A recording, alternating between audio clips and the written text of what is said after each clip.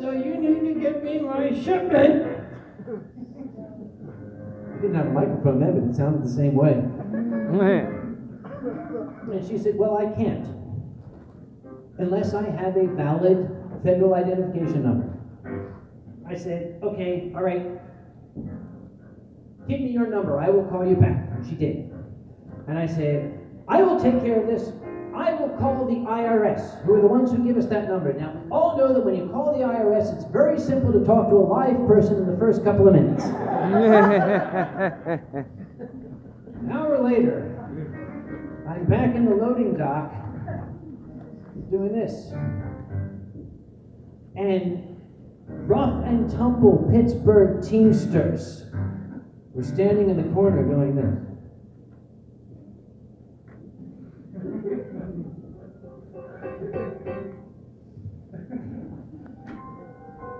And finally, the voice picked up.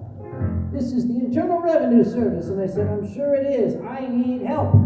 This lady tells me that I do not have the right federal tax identification number. She said, who are you? I said, I'm Applicon. She said, what's the number? I said, 2, 3, blah, blah, blah, blah. I read it off. She said, no, that's the right number. Goodbye. I said, no,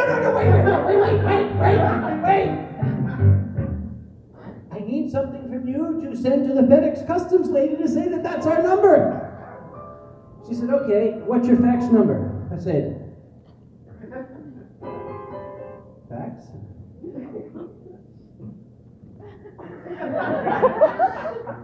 It's 2017, man. I don't think anybody knows what that is anymore. Can you email it to me? She said, no, we can only send faxes. That explains a whole hell of a lot about the IRS. So I said, I don't know if oh, wait, I'm in a convention center. I ran downstairs.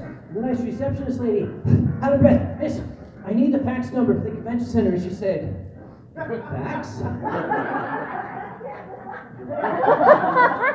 said, I know. Wait, there's business card.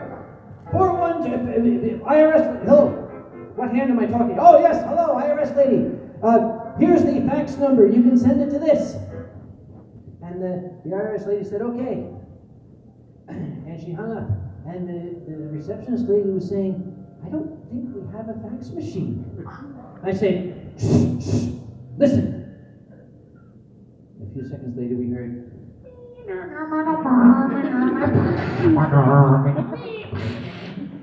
she said, what's that? I said, the sound of freedom. Follow me! Are you sure you don't have a fax machine? She said, what does it look like? I said, never mind, just listen. Follow the sound. It's coming from over here. It's getting louder. I think I'm making this up. I'm serious, this actually happened. There was a disused cubicle with boxes piled in it. I started throwing the boxes out. There's a dusty old fax machine covered with spider webs and birds' nests, and the light had come on for the first time in 23 and a half years.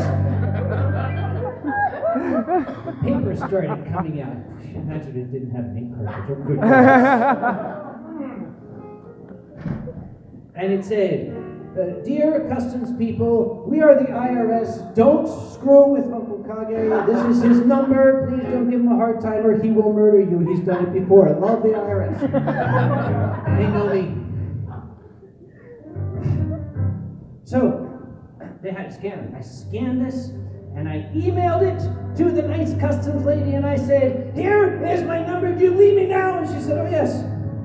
There must have been an error in our system. Thank you for clearing that up. We will release the shipment. Your Ez cool-down vest will be there this afternoon. I said, wait, stop. My what? She said, your Ez cool-down vests? I said, is that by chance EZ cool-down vests? She said, yes. I said, where are they coming from? She said, Holland. Isn't that what you're expecting? And I said, yes, that's what I was expecting. Yes, please deliver them. And I went down to the dealer's room, and there's Easy Wolf on his phone. I went up and I said, Hi, easy. He said, oh, hello, Uncle Kage. I'm having a terrible day. I said, yes. I have cleared your cool-down vests through customs for you, my friend. They're coming this afternoon. You owe me a case of wine and a blowjob.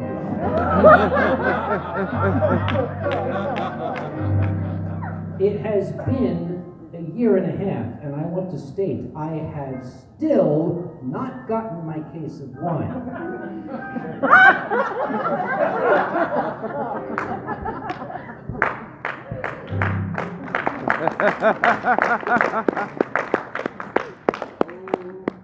You see, this is the really, really frightening part. I keep alluding to this.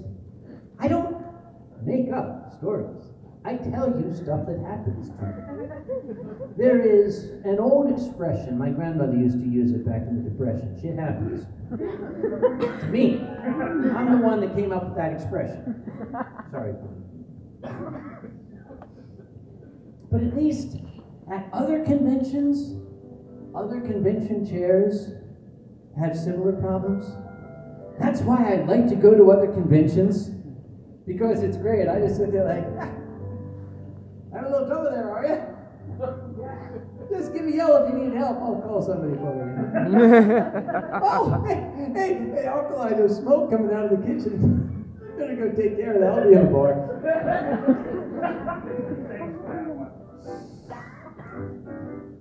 I was at Fertile Equinox. It's a furry convention that is held in Toronto. And a security person up there who knows that I love to collect horror stories from conventions came up and said, oh, Uncle Kage, you're never going to guess what we had to deal with earlier today. I said, oh, tell me. See, it's funny because it's good. He said, I was guarding the dealer's room, and a very anxious, excitable young lady came up, and she was very nervous, and she said, can you help me? There's a creepy guy in the dealer's room. And he said, well, mister, you're really going to have to narrow that down a little. Can you give me a little more specifics? And she said, well, for one thing, he's wearing a bathrobe. Okay, maybe he's cosplaying Arthur Dent. He said, well, does that in and of itself make him creepy? She said, he's just creepy. And he said, well, okay, other than the bathrobe, what is it about him that upsets you? And she said, well, have you ever seen the Addams Family? And he said, yeah. She said, you know Uncle Fester? He said, yes. She said, he looks just like that. And the guy said, so a guy who looks like Uncle Fester is running around in a bathrobe in my dealer's room. She said, yeah. And he got on his phone. He said, just a moment, miss. Is this the man? She said, yeah, that's him. He said, you can relax, miss. That's not a bathrobe. That's a lab coat.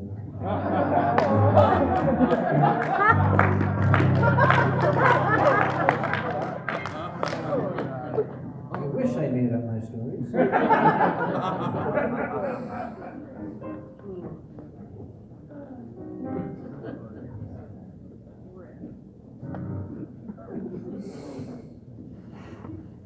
I kind of wish that Fox and More was along when some of these things happened to give us the soundtrack as it happened. It would have been a lot more fun. Many years ago, I sound like Georgie Jessel, don't I? Many years ago, they have no idea who I'm talking about, that's depressing. Many years ago, I was visiting Minnesota, and it was January. And I know it was Minnesota in January because the gentleman who was my host pointed out the license plate. You know how every state has their, Alabama has Heart of Dixie on there, and in Pennsylvania has You Have a Friend in Pennsylvania. They have their little state logo.